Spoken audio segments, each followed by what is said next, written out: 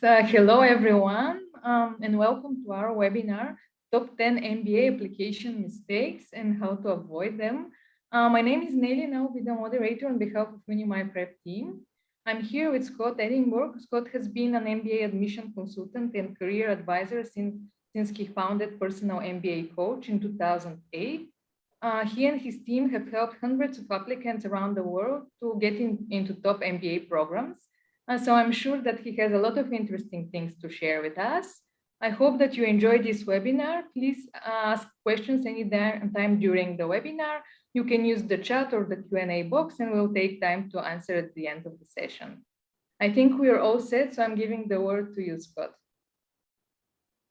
Nelly, thank you so much, and thank you for the Udemy Prep whole team for having me here again. And thanks everyone for coming. So I'll give a little bit of background about myself and what we do at Personal MBA Coach for a couple slides, and then we'll get into the meat of the presentation, top pitfalls to avoid. As Nelly mentioned, we're happy to answer any questions you have. So as things come to your mind, feel free to ask, and we will get to all the questions at the end. So, we were top ranked consultant last year on some leading sites. I've been invited to present at the annual GMAT conference with all the admissions directors. Overall, we have a 96% success rate, and our clients got in with $6.5 million in scholarships last year. Although we ran the numbers this year, and actually all of our clients, 100% who applied to 6 or more schools, got in this year in rounds 1 and 2. For those just joining, I realize the numbers are jumping up in the participants. So I'm Scott Edinburgh, the founder of Personal MBA Coach, and we'll be here to talk about top pitfalls to avoid. So we're boutique and family operated. I run the company with my sister. We work 7 days a week. And what's interesting about us is everyone has direct access to myself as the founder or a former top MBA admissions director. We don't have any junior consultants on the team. Clients to network with at all the top schools and proprietary project management system. So a bit about me. I went to, as Nelly mentioned, I went to MIT for undergrad, Wharton for my MBA. On the board of directors for AGAC, that's the Association of International Graduate Admissions Consultants. That's a group of board members that do different things with AdCom directors, like a conference every summer with the heads of admissions for all the top schools. We usually give the directors a presentation, tell them the results of this applicant survey we run, and help them to think through their recruiting and yield strategy. Then there's a SPAIC exercise where we actually sit in a room with admissions directors and debate who's getting accepted and rejected and why. So a little bit of a behind the scenes look to see how they make their admissions decisions. Have a couple other M7 admissions directors on our team as well. MJ Shores is a former Wharton and UCLA admissions director and has served on many different boards and panels. And Nicole Shea is an advisor for us, and she used to work at Columbia. And then, as mentioned before, run the company with my sister, who went to Yale for the MBA on a Forte scholarship and has experience at Bain, Mars, and US Airways. So, what do we do? Where can we help you? We'll help you through the entire process. For anyone that's not looking at applying now, wants to maybe apply in a future year, we can guide you through what we call early MBA planning, helping you to think through what you can do between now and when you're applying to schools. We'll have GMAT tutoring, GRE, and executive assessment tutoring. We have some of the best tutoring in the industry. The only tricky part is to try to find time on our schedule. We have like one more evening slot in Eastern time for the next couple months. But what's nice is a lot of these folks are international, so that can expand the times a little bit. We have in-house software that we use to guide through the sessions with modules, sample questions, thousands of answers, full-length exams. We spend some time teaching concepts, tips, and tricks, helping you to think through how to structure your answers. And we have some of the most robust team of interviewers out there. So people that used to be interviewers at all of the top schools to help you with the interview prep. So more on what we do at the end, but we'll get into the meat of the presentation. I'll come back to that slide in a minute. But so top application pitfalls to avoid. And we do have a video from a client of ours, so you can hear about her and her experiences, but I want to give you some advice first. So one is having illogical career goals, right? Your goals should make sense. Now, one way to think about whether your goal actually, makes sense or not, is to maybe talk about your goal to someone that's not in your industry, right? If I'm giving this talk live, and I gave this talk live at the Access MBA event in New York last week. I say, raise your hand if you're a doctor or a lawyer, right? So someone that's really not necessarily in the business space, and see if your goals make sense to them. Talk to a grandmother or an aunt or someone. The reason I say this is because it's important that your goal be explained in a clear way. You know, someone from an admissions school, an admissions director from a school may or may not know your exact industry, right? They might be an expert at what you're doing, or they might not. And so it should be clear what you're doing and why you're doing it. There are 4 different ways to make pivots. Okay, 1 is industry, 2 is function, 3 is geography, moving to a new country, 4 is language. So if you're pivoting in all 4 of those ways, you really want to explain that. And I had one example where a client was moving into the healthcare space and had no healthcare background at all, but it became a passion play.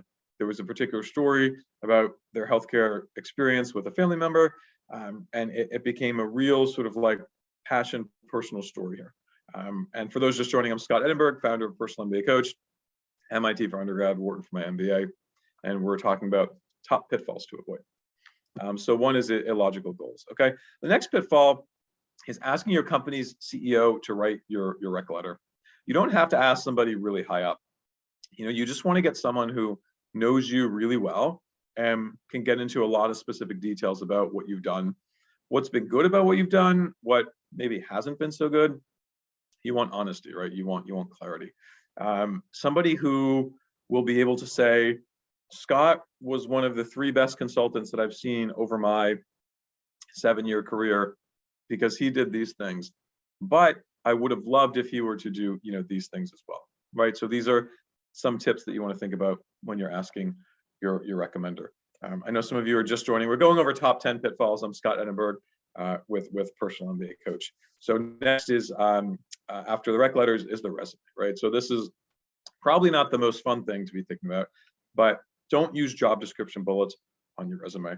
You want to highlight strengths, so leadership, include specific and measurable results. We see so many resumes. I did 3 resume reviews just in the last day, and they all covered things that were a little bit too much focused on a job description, right? So you have to say not just what you're doing, but what the results were. So almost have them be impact oriented. Created XYZ new program that led to 20% reduction in sales costs or something like that. I'll play a minute or so of a client video just to kind of get a sense of what we do and how we can help, and then we'll go back to more pitfalls.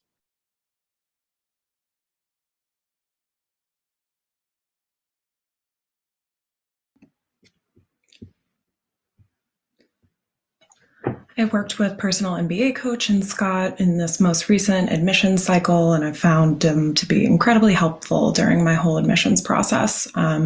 Starting from the beginning, just helping me to define a list of schools that was both challenging and realistic was really key for me. I think that, you know, even though I knew what my kind of resume was, I think having someone who knew a ton about all the different programs really helped me define a list that was challenging and realistic. Additionally, working with someone who has so much expertise in all the programs, I was able to learn more about all the different MBA programs and define a list of schools that actually worked for my personality and would have, you know, an enjoyable experience for 2 years. I came in with a good sense of my story and why I wanted to go and get my MBA, but Scott really helped me flesh it out and, most importantly, tailor it to each school, and really provided a sanity check to make sure that I wasn't going off track. The materials provided to create my essays were super clear, you know, telling you exactly what each school is looking for in each essay. It took all the guesswork out of crafting my essays, which I really appreciated. And when we were going back and forth reviewing, there was no limit to how much we could review it. We worked together to make sure it was as good as it can be. And it really helped me to organize myself and make sure that things were done well ahead of time, because I really hate being at a deadline, being stressed. So that really was a relief for me. When I was lucky enough to interview, the interview prep helped me get a number of reps in with individuals who are specialized in the programs that I was interviewing with. So I felt really comfortable going into my interviews. there weren't any questions in my interviews that I was really surprised about. And during the interview prep sessions, I always got really clear feedback on how to improve specific answers. So whenever I was leaving my interviews, I did feel really confident. I had a lot of really great options at the end of the application cycle, but I chose Chicago Booth with a really generous scholarship package. So, and I think that, working with Scott and Personal MBA Coach really just made the process a lot less stressful for me and really made me feel confident and really, really excited for this fall. Thanks. Okay, so next is not including school specifics, right? You want to avoid vague statements that could apply to any school. So something like, I'd love to go to school X because of the collaborative environment and team project dynamics. You could probably say that for, the top 10 or 20 schools. Write something, if you're going to write something about a school that is specific, try to make sure that they are one school that does that, or maybe one of a few schools, right? Try not to compliment a school. What happens is one of two things. One, either you say something about a school that they know they're good at, like, I want to go to Harvard because, you're the leader in the case method. Okay, they know that they're good at the case method, so that doesn't really help you. Or you might say something that's not true. You're saying, I want to go to Scott's MBA program for the world-renowned healthcare focus. My program doesn't have that. In fact, we're trying to build up our healthcare focus, and it's not that great, right? And so it might not seem so genuine. Schools want to know why you want to join, their unique campuses. And so the more specific you can be, the better. And after reading thousands and thousands and thousands of applications, it takes 2 seconds to read an essay and see whether someone's actually done the homework, and they know why they want to go to that particular school. So, make sure to do the research and show the value that you're going to add. You want to mention a reason for wanting your MBA. So the pitfall is mentioning a vague reason for wanting an MBA. They don't want to check the box. So if you're in consulting or banking or whatever, a role that maybe a lot of people go to business school from, you want to make sure that you're being clear about why the school is right for you and why you want to go to business school to begin with, right? So what are you getting out of business school? Things like business knowledge or strong fundamentals, are not nice terms to be using, right? We want to be specific here. You want to answer the question, right? So this seems like a strange thing to say, but often people just literally do not answer the question well.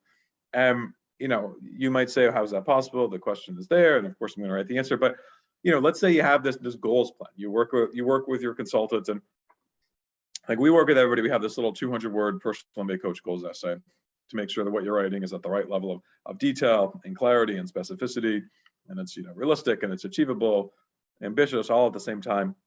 So let's say you do that, and then you're applying to Kellogg, and okay, they ask you about your values, and you talk about your values, and you say, these values are really important for me because I have these goals. Post MBA, I hope to use these values in my next job. No, you've missed the whole boat. They don't ask about your goals, don't write about them. Unless or if you're working with a consultant that's actually telling you to do something that's a little bit different, don't make any assumptions.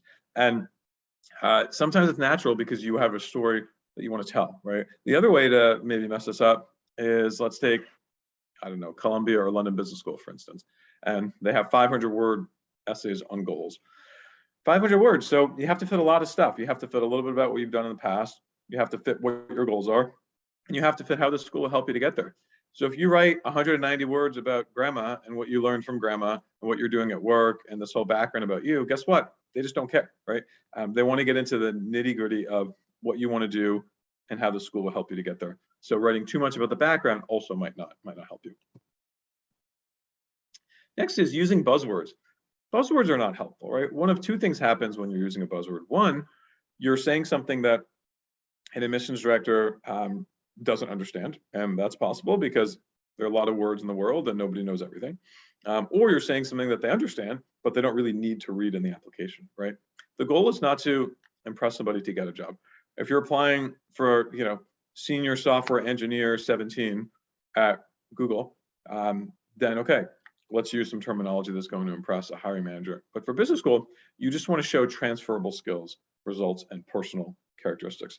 So you don't want to focus too much on your technical abilities. Next is lacking consistency in the application, right? The application is kind of like a big puzzle. And so you have different pieces of the puzzle that are going to fit together and make this nice, clear story where someone's going to read the application and go off to their friends and say, this is why we have to take Scott. Taking a step back, and we have a whole webinar on behind the MBA admissions curtain. And by the way, if you want more information, I'm sure Unmi Prep has a lot of videos and presentations and downloadables. You can also visit our website, personalmbacoach.com. We have many free guides, webinars, videos, behind the admissions curtain, M7 essay analysis, the whole 9 yards. Admissions directors will spend a finite number of minutes on an application, right? And that's going to vary based on the school, of course. Maybe it's 5-10 minutes, maybe it's like half hour, but nobody's spending, an hour and a half reading through your application. And so you want to have this one consistent message where they'll read the application, they'll see the key themes, and then they'll read 7 other applications, and they'll remember from you what your themes were and why you would be a good fit. And so if your application has too many things, it might be hard to, have a sense of who you are. At the same time, you don't want too much repetition, right? So you don't want a whole row of red bikes together.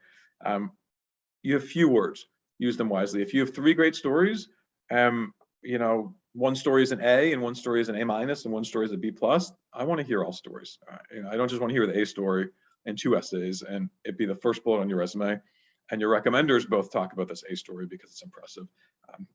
Try to use the words wisely and show something different about you, but that all matches the same sort of consistent method.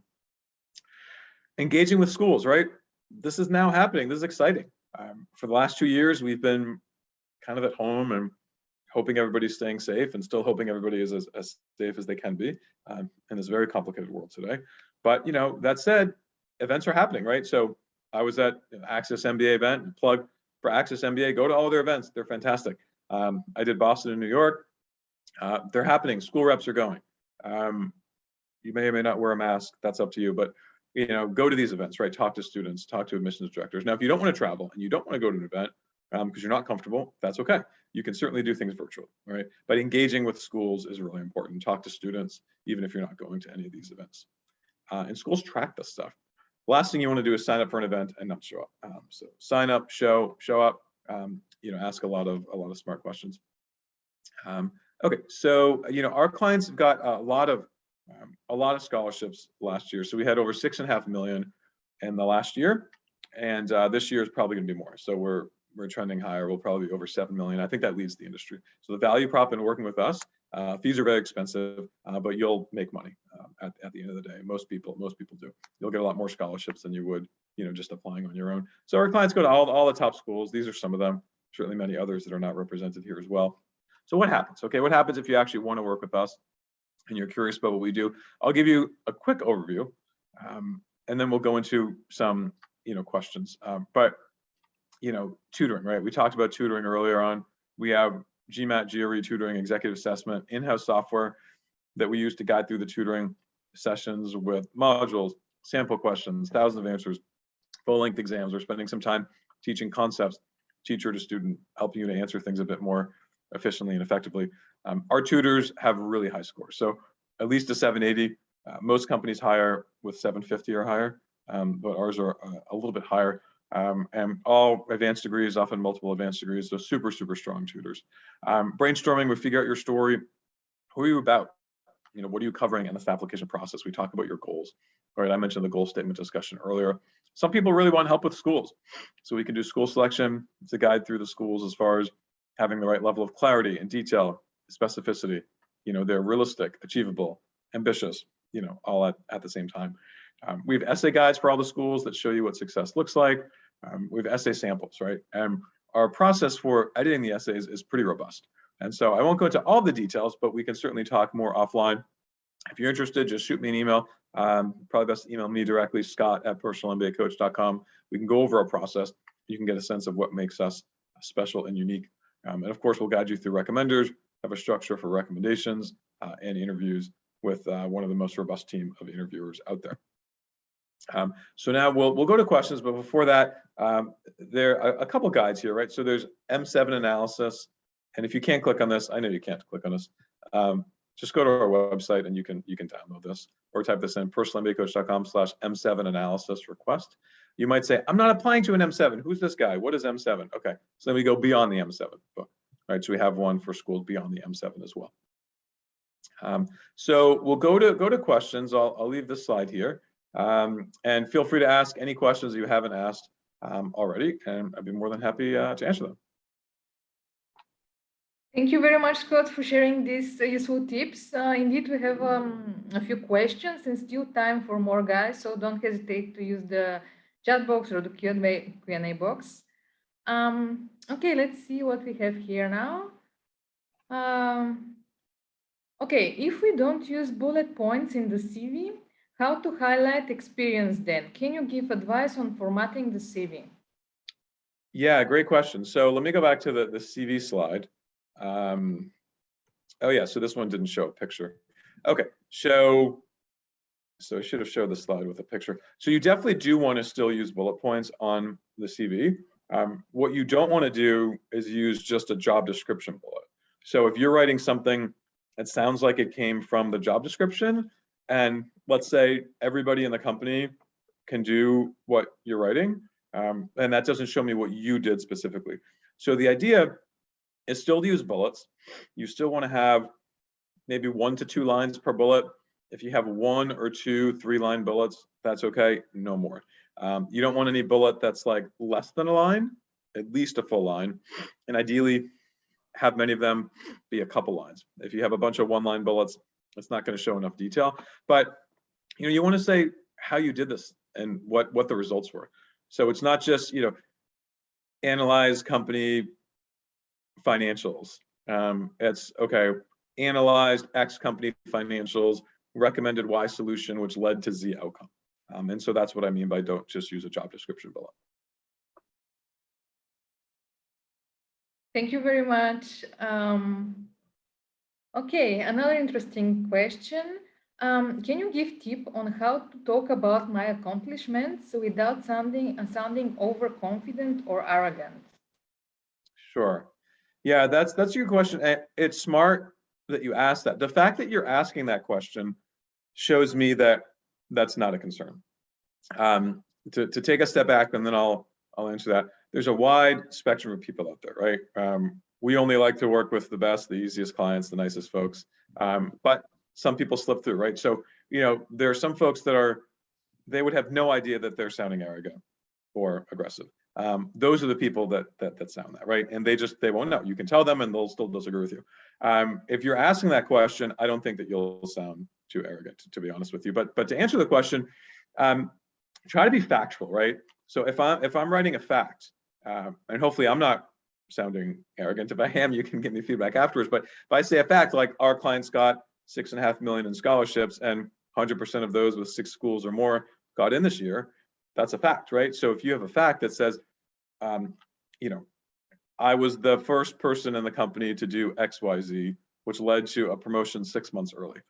That's not arrogant, that's just factual. If you're writing something that's a little bit more subjective, like, my super strong communication skills led to XYZ, that's going to sound arrogant, right? Because now you're evaluating yourself, and you shouldn't evaluate yourself. That should be somebody else's job. So don't use qualifiers. Don't say like, sometimes I see things like, outstanding analytical skills did XYZ. Well, it's going to sound arrogant because now you're evaluating yourself, and that's for somebody else to do. But just more so the factual things. Thank you. I think this is very helpful. Okay, another interesting question. What are the best questions to ask the admission officers? I think this question is related to what you said, that ask Sure. smart questions, right? Right. Yeah, really good question. So try to ask questions about things that you cannot find online. So, class profile, numbers of classes, dates, scholarship figures, that type of thing. All that you can find online. Ask things that are a little bit different, right? And show that you've done your research. So if I just talked to a lovely woman before this webinar who was interested in the environment and sustainability and impact. So let's say I'm interested in that, and I'm applying to Yale, and their School of the Environment, formerly School of Forestry, has this new program on XYZ where they're bringing an ABC speaker. And I go off and I'm talking to Bruce at Yale, and I say, so Bruce, I saw this new program that Yale has, the School of the Environment. How easy is it for someone at SOM to get involved? And if I wanted to impact the speakers and really challenge some of the questioning that comes up in the conferences, what might be the method where I can bring in my voice and maybe bring in some speakers on my own? And how often do these types of things change, right? So that's something specific. It shows that I've done my research, and I made that up completely, but it shows that I've done my research. I know what's happening with the school, and I'm smart. The other thing you can do when you're asking questions is ask a question that an admissions director might need to follow up with you on, because that forces them to start a line of communication. Maybe they remember you. So if you ask something that's like a little bit detailed, that might actually start, some kind of a communication with that person. Thank you, Scott. We have a few more questions. Before another question now, can you talk a little bit more about the online interviews and how to perform well? Sure.